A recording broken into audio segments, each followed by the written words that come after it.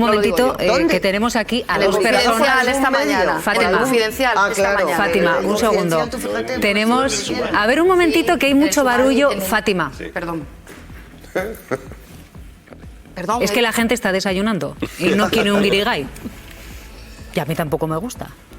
Ya lo he dicho. Bueno, tenemos, fíjense, a mí me flanquean dos personas que conocen la investigación al dedillo. Entonces, aquí tenemos que decir dos cosas. Toda la información que estamos conociendo sí es por una filtración, porque el sumario en fase de instrucción no se abre. Es decir, toda la información que estamos conociendo es una filtración. Nadie dice quién filtra o quién no filtra. Pero el sumario en fase de instrucción no se abre. Landaburu sostiene una tesis, pero vamos, no... Pero es mi tesis. Es tu tesis, pero vamos, esto es una filtración. Sí, y no sabemos es hasta qué punto es una filtración parcial, no parcial, en fin. Qué partes se liberan, qué partes no se liberan. Pues les estamos contando, ya saben ustedes, honestamente, lo que conocemos.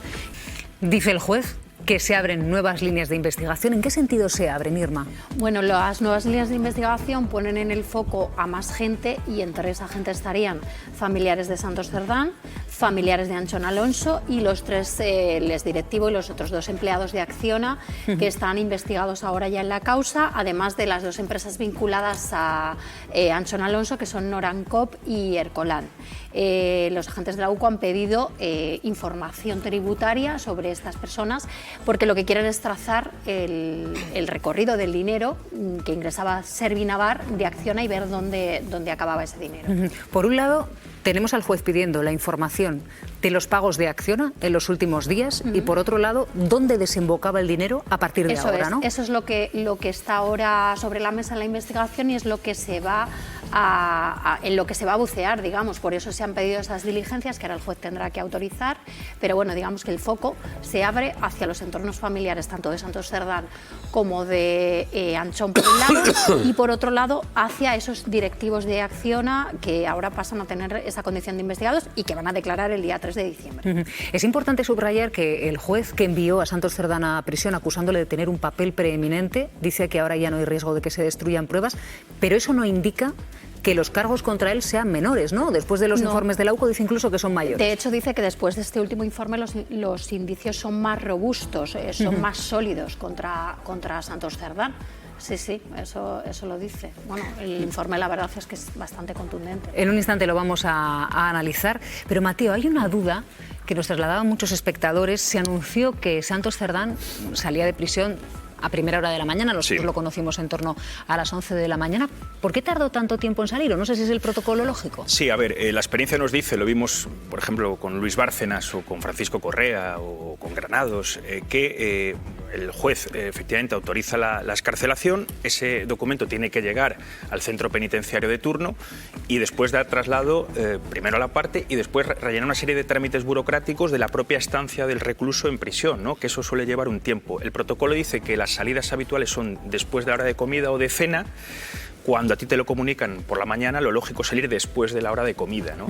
Entonces es verdad que quizás se demoró más de la cuenta, pero bueno, la costumbre, ya te digo, es en otros casos, digamos, anteriores, es que salgan, pues eso, a primera hora de la tarde, a lo largo de la tarde, o sea que, bueno, al final es verdad que desde que conocimos la información a las 11 de la mañana hasta que salió de prisión 7 de la tarde, pasaron bastantes horas, pero bueno, es lo habitual, ya te digo, por el propio protocolo interno de los centros penitenciarios. ¿Y a partir de ahora qué, Irma? Porque Santos Cerdán está fuera de la cárcel, con medidas cautelares, eso sí. ¿Cuáles son los siguientes pasos dentro del proceso que hay contra él? Bueno, los siguientes pasos son conocer el siguiente informe, que será la patrimonial de Santos Cerdán, y ahí podremos tener más datos y ver un poco por dónde va a tirar el juez a la hora de seguir investigando. Ese es el siguiente paso y es el más inmediato, y además es un informe que no debe tardar ya mucho tiempo en presentarse en el Supremo. Bueno, vamos a ver qué es lo que se sabe hasta ahora de Santos Cerdán al hilo de ese último informe de la UCO, que quiere tasar, como nos estaba diciendo Irma, el recorrido de los fondos de la empresa Servinavar, fondos procedentes de la empresa Acciona, con la que concurría en una UTE, en una unidad temporal de empresas, a la concesión de obra pública. Se cree que podrían haber ido a parar a las cuentas de familiares de Cerdán y de su socio Anchón Alonso, y han pedido autorización, como les estamos diciendo, para poder investigar tanto a sus familiares como a sus cuentas. Para el juez, el informe de la UCO no solo refuerza los indicios contra Cerdán, abre también nuevas líneas de investigación. Los agentes buscan el rastro del dinero que Servinavar, empresa de la que Cerdán tendría el 45%, ingresaba de Acciona. Y ahí es donde el foco se amplía a sus familiares. Su esposa, Paqui Muñoz, estuvo contratada por Noran Cop, vinculada a Servinavar, durante unos meses en 2020. Los agentes sospechan que no llegó a trabajar, pero percibió un total de 9.500 euros. Belén Cerdán, hermana de Santos, cobró más de 22.300 euros como administrativo en Servinavar. En Ercolán, vinculada a Anchón Alonso, el empresario amigo de Cerdán, habría trabajado hasta mayo de 2025. El entorno de Alonso también está bajo la lupa de la investigación. Su mujer, Carmele Atucha, recibió 420.850 euros en transferencias desde la cuenta del empresario. Él habría recibido previamente 404.600 euros de Servinavar entre 2015 y 2025. El informe ha profundizado en las relaciones entre directivos de Acciona, Santos Cerdán y Anchón Alonso. Aquí aparece Cerdán reunido con quien parece ser Justo Vicente Pellegrini, es directivo de la compañía. Se verían en un piso alquilado por Anchón Alonso en el centro de Madrid y que solo se utilizaba para esos encuentros. También en conocidos bares de la noche madrileña como el Penta. La UCO quiere rastrear su información tributaria y la de los otros 2 empleados de la compañía que aparecen en el informe. Está en entredicho bajo la lupa de la investigación de la UCO. ¿Cuántas obras adjudicadas a esta UTE de Acciona y Servinavar? Son 5 obras, las que fueron en un temporal de empresas. Servinavar aportaba, digamos, la parte técnica relativa a la prevención de riesgos, seguridad laboral, etcétera. Se firmaron memorándums de estas 5 obras con Acciona. Esto es importante porque viene documentado en el informe de la UCO. Y son 5 obras, pues bueno, pues una que ya se ha comentado mucho, que es la reforma del puente colgante de Sevilla, de los tirantes del puente. Tenemos también en San Feliu, hay otra obra en Bilbao, Murcia. O sea, son 5 obras con un volumen total, Silvia, de unos 6,7 millones de euros en favor de Servinavar, ¿no? Por ese acuerdo que recoge el memorándum del 2% aproximadamente del volumen total de la obra destinado a esta UTE que va con Acciona. No lo recordamos, pero él, cuando declaró antes de ir a prisión el 30 de junio, él dio alguna serie de explicaciones, vienen en su declaración, están en sumario, sobre lo que la UCO le incrimina ahora. Te hablo de los gastos, o sea, los pagos del alquiler de su vivienda, algunos gastos de la tarjeta. Yo creo que ayer, cuando hablaba de mentiras, yo creo que iban en ese contexto. Él ya dio unas explicaciones que no le sirvieron para nada porque acabó en prisión, pero que seguirá por esa línea. Él, por ejemplo, sobre los alquileres de sus 2 pisos que tuvo en Madrid, sobre el primero él dijo que vivió con Anchón Alonso, pagaban cada uno 400 euros, en un piso en la Glorieta de Quevedo, en Madrid, y en el segundo estuvo viviendo con él en el famoso ático de Hilarión Eslava hasta octubre del 19. Y la explicación que dio es que él saca el acta de diputado en las elecciones de noviembre del 19 y después se trae a su familia de Madrid. Cuando sus ingresos son mayores, ya se trae a su familia, de Pamplona a Madrid, de Navarra a Madrid, y que Anchón Alonso pasa a vivir en ese piso que hemos visto ahora, que aparece en el informe de la UCO, de la calle Fuencarral. Ese piso franco que la UCO, desliza como el lugar donde se tenían las reuniones. Efectivamente, donde se practicaban, donde tenían lugar las reuniones, eso es. Maríajo. Hombre, llamar a eso piso franco, eso sí que es más una deducción que exista algún indicio que nos lo pueda hacer pensar. Yo creo que aquí sigue faltando, primero, es un informe del 5 de junio, si no me equivoco, y se filtra casualmente cuando se produce la detención del presidente de la Diputación de Almería. Hombre, yo creo que ya estaría bien que las filtraciones de la UCO dejaran de ser habituales para ser alguna vez una excepción, y respetando mucho que sea que a los periodistas os encantan, pero desde el punto de vista jurídico ya está bien, ¿no? Qué casualidad. Y luego desde el 5 de junio hasta ahora ha seguido en prisión. La prisión preventiva es muy excepcional. Yo no le encuentro justificación para decidirlo justo cuando se hace público el informe y justo en ese momento se le suelta. Y a mí me siguen faltando muchísimas cosas. Creo que establece una hipótesis. La UCO vuelca o expresa una hipótesis de la que nos falta lo más importante, que es dónde está el dinero, porque a mí las cuentas me salen que le tocarían 3 millones 3 millones de euros me salen si tuviera el 45% de todos esos ingresos que se supone que han tenido. Hombre, eso no es un gasto con una tarjeta, ni pagar la mitad de un alquiler, que además parece que lo puede justificar. Sigo pensando que a veces se toman primero los informes de la UCO como cuestión de fe cuando no lo son meras hipótesis de investigación y no siempre cierran perfectamente la causa. Aquí no hay pistola humeante, no está el dinero, yo ni afirmo ni niego, lo que digo que lo que hay ahí, porque no hay trazabilidad, se ponen los contratos, sí, los contratos y los ingresos, pero ¿dónde están los gastos? Porque yo me estaba preguntando, que nos decía Irma, ¿no? A partir de ahora el juez quiere ampliar el foco e investigar también las cuentas de los familiares, digamos, no solo de Cerdán, sino también de su socio en la empresa Servinavar. Esto es porque tenemos que entender, no sé si es un dato que ha trascendido, Irma, que ya han terminado de revisar, la UCO, digo, todas las cuentas de Cerdán.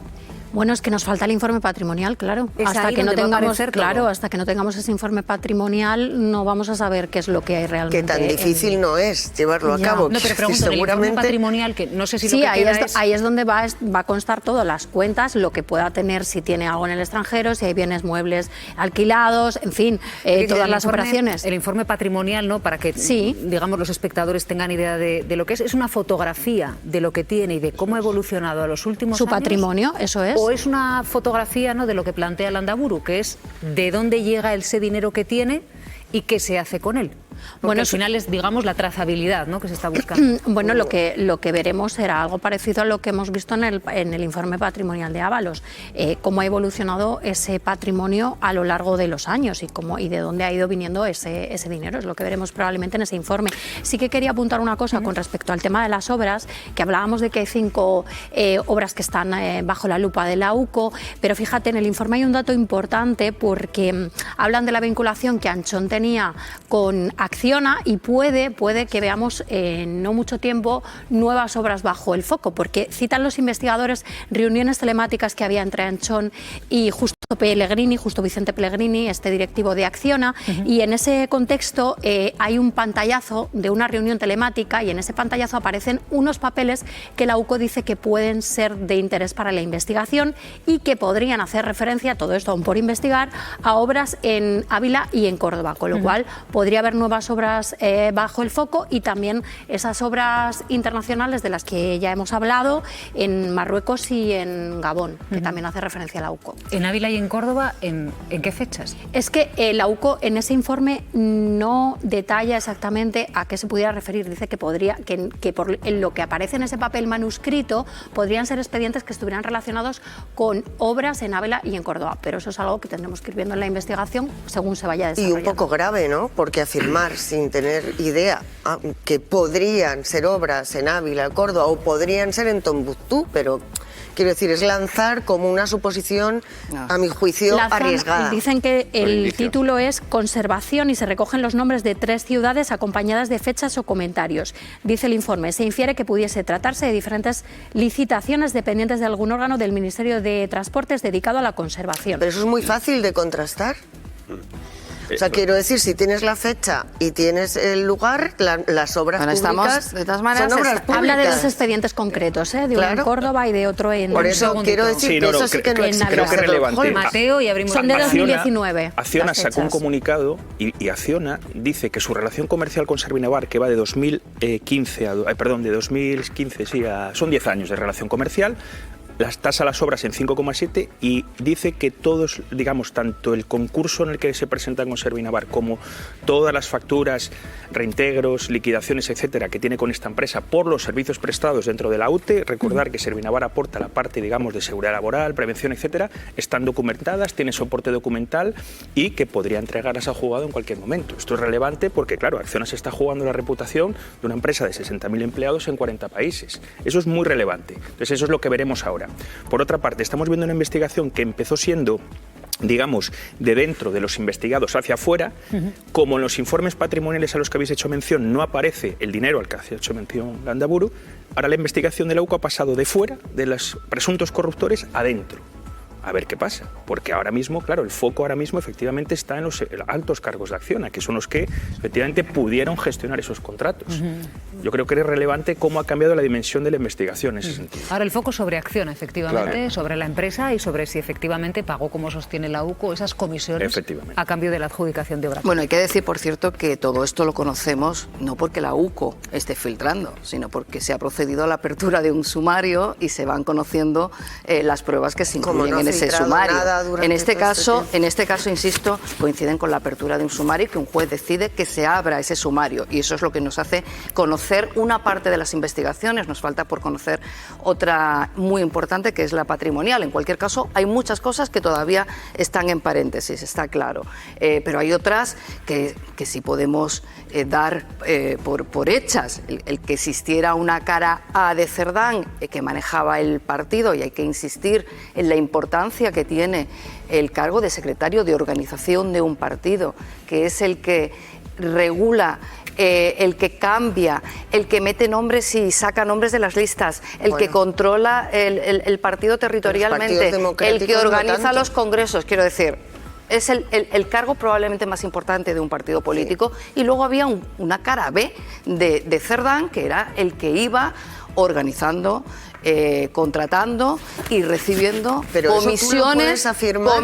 no, espera, María José, Claro. que te he escuchado, comisiones por parte de constructoras para la suya propia. Eso es así. No, A partir de bueno, ahí, tú dices, a eso partir es de así. ahí, a partir de ahí, habrá que determinar si Cerdán recibía esas comisiones. Voy a intentar utilizar los términos más suaves posibles. Recibía esas comisiones para él mismo, para su mujer y sus tarjetas y su Corte Inglés, o pagaba otras cosas con esa tarjeta.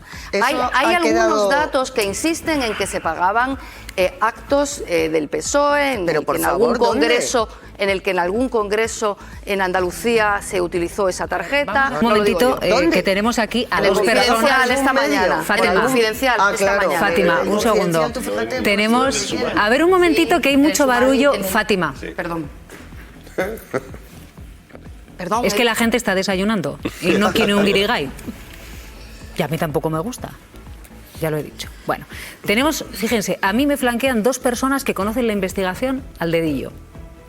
Entonces, aquí tenemos que decir dos cosas. Toda la información que estamos conociendo sí es por una filtración, porque el sumario en fase de instrucción no se abre. Es decir, toda la información que estamos conociendo es una filtración. Nadie dice quién filtra o quién no filtra. Pero el sumario en fase de Bueno, instrucción yo un poco. no se abre. Landaburu sostiene una tesis, pero vamos, no... Pero mi tesis. Es tu tesis, pero vamos, esto es una filtración. Sí. Y no Sí, sabemos es hasta obvio. qué punto es una filtración parcial, no parcial, en fin. Qué partes se liberan, qué partes no se liberan. Pues les estamos contando, ya saben ustedes, honestamente, lo que conocemos. Querías aportar, Mateo Balín, algo, ¿no? Porque, a ver, esa tarjeta en algún momento se Sí. contempla que se haya usado en actos de partido, en... La tarjeta de la que viene información que tenemos desgajado, documental ahora, ¿eh? que viene desgajado, Irma lo podrá detallar, viene desgajado los gastos hasta el mínimo detalle, o sea, hasta 50 euros, hasta 16 euros. Yo he visto esos gastos, está en el documento, no hay ninguna vinculación que diga, pasa que después si tú estableces, no, es que este gasto fue en tal fecha y coincidía con el Congreso, bueno, Claro. sí, Es una maravilloso, inferencia, una digamos. inferencia, pero Se no hace una dice absolutamente correlación, nada de se eso. hace una correlación de cuándo se hace el gasto, dónde se hace el gasto, y se hace una correlación con dónde estaba Santos Cerdán en ese momento. Y coincide que estaba en Sevilla, coincide que Málaga. estaba en Málaga, coincide que estaba en tal. Actos de partido. Pero que- no se dice en ninguna Ya, ya. parte del informe No, hombre, que esa si tarjeta se haya fueran usado. gastos de alquiler de una sala o de megafonía o de no sé qué, lo sabríamos. O sea, eso sí que no son No, no, sí, inferencias. ya, Sobre todo sabremos, sabemos- tarde No o puede temprano ser. sabremos de Sobre qué todo se sabemos por los antecedentes de corrupción que hemos tenido vinculados a gastos de partido. Sabemos que los gastos de partido son una cosa bastante grande. Pues los partidos son cosas muy grandes, los actos de los partidos se mueve muchísima gente, son una cosa carísima. De hecho, el caso Gürtel empezó por ahí. Porque Correa básicamente lo que hacía, y el Bigotes lo que hacía era organizar actos. Y empezaban los actos de partido, y a través de los actos de partido, que es un negocio muy suculento, que es el que se quedaron los de Gürtel, era el negocio. A partir de ese negocio empezaron a hacer muchísimas más cosas, pero son una cosa muy cara los actos de partido. Bueno, puede ser una comida también. De verdad, Fátima, puede ser lo que quieras, pero claro, como somos periodistas no nos dedicamos al puede ser, nos dedicamos a lo que es. Los actos de partido pueden ser Fátima, esto, se sí, puede ser menos y puede ser que lo haya pagado, que haya pagado el Congreso de Sevilla entero. Pero Fátima, de verdad que yo creo que este trabajo es una cosa muy seria. Ya. Y aquí nos está viendo. Es que esto es muy serio. Sí, por supuesto. Este es un caso gravísimo. Y precisamente como es un caso gravísimo de corrupción, gravísima, que minimizarlo, el que lo quiera minimizar, se está equivocando, precisamente como es gravísimo y lo que tenemos encima de la mesa, consolidado y demostrado, es enormemente grave. Decirle a los espectadores, en mi opinión, te la digo aquí, pero de verdad que decirle a los espectadores, ir al podría y elevar tirar por elevación, me parece que lo que tenemos encima de la mesa ya es gordo, y suficientemente gordo. Para mí es gravísimo que los dos exsecretarios de organización del partido del gobierno estén en este nivel metidos en un caso de corrupción, como para empezar al podría. No, el podría para mí, de verdad, nos está viendo un montón de gente, está desayunando tranquilamente. Es muy grave lo que hay encima de la mesa. Tener que necesitar algo más cada mañana porque es que no nos acaba de bastar lo que tenemos. Es muy grave lo que a mí me parece ser. No, y lo que es grave en el sentido de lo que tenemos es que tenemos pero tenemos que es gravísimo, es indiscutiblemente gravísimo que el secretario de organización del Partido Socialista lleve 5 meses en la cárcel y saliera ayer de Soto del Real. Y para mí sí, y yo decía antes, Federico, yo no hubiera hablado con la prensa. Yo creo que yo estoy ya deseando que Cerdán hable con la prensa, porque me parece tremendo que no haya dado todavía una explicación de una cosa terrible que si se comprueba, y efectivamente lo dicen los investigadores, que es que el secretario de organización de un partido en el gobierno esté utilizando una tarjeta de una constructora o semiconstructora que lleva contratos públicos. O sea, ¿en qué cabeza cabe que alguien con ese nivel de responsabilidad, número 2 del partido que está en el gobierno, esté usando una tarjeta asociada? Por eso digo, pero que lo explique, pero que vaya los... No basta con decir el todo es novio de mentira. Ayuso, el dinero de las mascarillas, pero claro, es que lo del la novio de compra Ayuso, del pero piso, lo del novio de Ayuso es los gravísimo. criterios tienen que ser únicos. Bueno, Es que por yo mantener desde luego un... lo tengo, el Si eso criterio es único. gravísimo, pues Mi criterio es único. En esta mesa, sobre el novio de Ayuso, bueno, hemos y la hablado. mía también. Por eso digo que yo no, que digo, como los criterios dices tienes que ser únicos, yo desde luego lo tengo único. En esta mesa, yo cada vez que hemos hablado del novio de Ayuso, el que lo minimice, a mí me parece un escándalo que alguien dé un pelotazo de 2 millones de euros de mascarilla y haga 1,7 millones de euros de facturas falsas. Es que es un escandalazo. Ahora, si se confirma, insisto, y si Cerdán no tiene una explicación razonable para usar una tarjeta de una compañía que recibe contratos públicos, es que eso no lo puede hacer un secretario. A ver, gente se está liando, la gente se está liando un montón, porque vosotros domináis la información, pero nosotros se lo tenemos que contar a la gente. Claro. Es para eso, para lo que nos ven. Esa tarjeta que estaba usando Santos Cerdán, ¿de quién era, Mateo? El informe, Irma, si no me corriges, apunta que era de Servinavar, ¿no? Que era titularidad de la sociedad. Sí. Y hablando de la relación de Santos Cerdán con Servinavar, hay que decir efectivamente que en 2016, en un impasse político el que él tuvo en Navarra, antes de venir a Madrid, hay un documento que aporta la UCO que tendría el 45% de las acciones de esa empresa. Es un documento que no se elevó a acta o a registro, y él se desprende poco después de ese 45%. Esto es lo que sabemos, o sea, que no tendría ninguna relación a día de hoy, digamos, contractual con la empresa. Sí, yo quería aportar con respecto al tema de la tarjeta, deciros que vamos a salir de dudas en nada, porque ya la UCO dice que no va a entrar aquí en el detalle de los gastos, pero sí lo va a hacer en el informe patrimonial, con lo cual en ese informe vamos a despejar cualquier duda que haya. Pero quería referirme concretamente a los cargos de Sevilla que se vincularían con gastos de partido, bueno, lo que estamos hablando aquí, y mira, quería daros el detalle de los gastos que constan en este informe. Uno el 17 de junio del 2022 en un restaurante de Sevilla, 204 euros.